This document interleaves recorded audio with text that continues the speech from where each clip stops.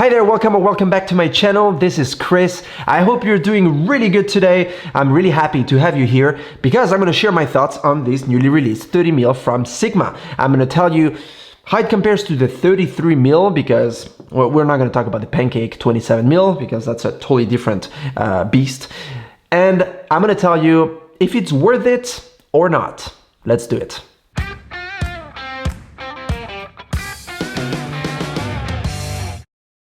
In today's video, I'm going to show you lots and lots of sample photos. In fact, you can start to see them now as I speak because I want you to see how it performs in real life, what kind of photos you're going to get from it, and overall, how good it is.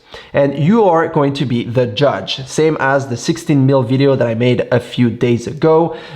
This is going to be no exception. So I personally really like this. I took it with me in France for a weekend with some friends. It was really amazing. And in fact, this is the lens I went for most of the time. I had the 16, this 30 and the 56 in my bag. But I found myself using the 30 most of the time because it is really, really good. I mean, it is the closest to a street photography lens. Obviously, the 56 is more for portrait and 16 is really wide. So this one is the one I was going for and reaching out to most of the time. Now let's discuss specs. In terms of price, we're at $339 versus $799, which is basically less than half the price. And like I said for the 16mm, this is not less than half the quality. The quality that comes out of it is as good as the Fuji lens. I am not kidding. In terms of aperture, we have a maximum aperture of f1.4 and a minimum aperture of f16, which is the same for both lenses. It is not weather sealed. That's one thing to consider if you're someone that lives in a place that's very humid or very dusty or both. Or if simply you're someone that likes to go shoot when it's raining outside or it's very humid, or you like to go in places that are really dusty, this one is going to be weather sealed where the Sigma one is not going to be. So that is a point to consider. Lengthwise, we're 73.6mm long versus 73.5 for the Fuji lens. So it is really like 1mm difference between the two. So once again, they really made it very similar compared to the other two that are a bit different. These guys here are exactly, basically the same thing. One drawback, I mentioned it on the 16mm f1.4, I'm going to mention it again, and I will mention it also on my 56mm f1.4 review, is the fact that there is no aperture ring on the lens. This Sigma lens has no aperture ring, so the way to change the aperture is using the little wheel or dials on your Fuji bodies versus the Fuji one that, like always, has the little clicky little aperture ring. This is not just a luxury. I think this is very good because when your camera is off, you can still see where your settings are at, and at a glance you can always know what's the aperture you're using, if you want to go in auto mode or if you want to open wider, or depending on what depth of field you want, you can just change it right away without having to go into menus or dials, or you can physically see where you're at. I know Fujifilm and Leica shooters will like this. Canon, Nikon, Sony and so forth will not mind it necessarily. And also for the price, I mean, it's not bad. Now that the specs are out of the way and we're done with that section, let's get into real life talk.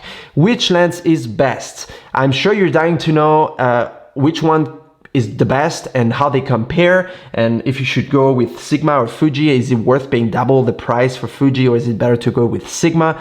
The way I'm going to show you that, and you will be the sole judge of this, is, well, the sole judge. You can write it down in the comment section below. I would like to know what your viewpoint is on this. I will post now some comparison shots so you can see how Fuji compares to Sigma and vice versa. Here you go.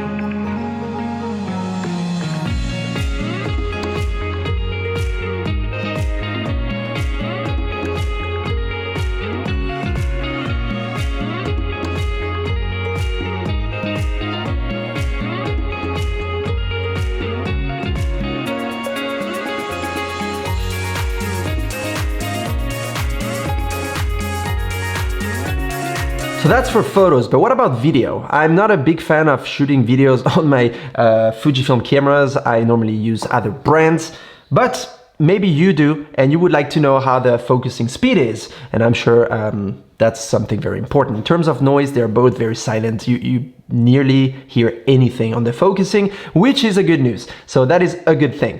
Now, in terms of focusing speed, well, here you go, check it out.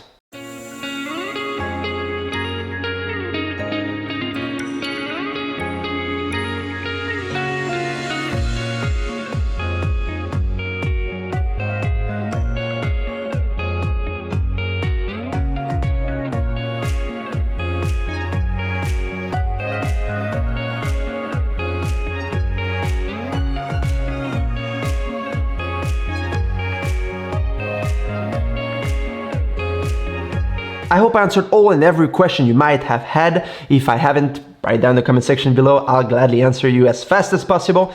But I have to say this 30mm from Sigma really impressed me, and I think they really nailed it. They really did a good job. I wouldn't say that the Fuji is necessarily better, other than maybe weather sealing, aperture ring, and a few little things like that. But is that really important to you? If it's not, then go with the Sigma. Honestly, you're not going to regret it. If it is though, or if you care about the construction quality, which by the way is pretty good here, but I mean Fuji is Fuji, and I'm a bit biased on this one. But I have to say that Fuji is really good. The construction and build quality is really good as well, and it's not going to let you down. I know these lenses will last you forever. I don't know about the Sigma lenses. I haven't been trying them for so long, so I don't know. But anyway, I hope I answered all your questions. I don't want to talk for too long. I'll see you in my next video, which is going to be the 56 f1.4. That's going to be a good video too. So stay tuned, subscribe if you didn't do it yet. I hope you enjoy my content, by the way. Let me know if there's anything you would want me to do in particular, and I'll do my best to do that. So keep smiling, keep shooting, and I see you in my next video. Bye.